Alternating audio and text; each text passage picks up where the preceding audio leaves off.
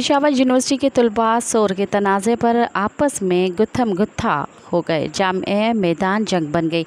तफसीलात के मुताबिक जामे पेशावर के इकनॉमिक्स डिपार्टमेंट के चौथे और छठे सेमेस्टर के तलबा के दरमियान टूर तनाज़े पर झगड़ा हुआ, जिसमें तलबा ने एक दूसरे पर लातों और घोंसों के बारिश कर दी। तलबा को बेरहमाना तरीके से एक दूसरे को मारते पीटते देखा गया। ताहम इस दौरान कुछ तलबा की जानिब से बीच बचाव की भी कोशिश की गई। इस हवाले से पेशावर यूनिवर्सिटी की इंतजामिया का कहना था कि झगड़े में मुलविस तलबा की निशानदेही हो चुकी है।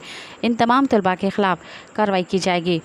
यूनिवर्सिटी इंतजामिया की जानिब से तनबीह की गई है कि किसी को यूनिवर्सिटी का माहौल ख़राब करने की इजाज़त नहीं देंगे। मज़ीद ख़बरन ऐं तफ़सीलात लाइ विज़िट कयो असांजी वेबसाइट www.awamiNewsHD.com ऐं ॾिसंदा रहो अवामी न्यूज़ HD।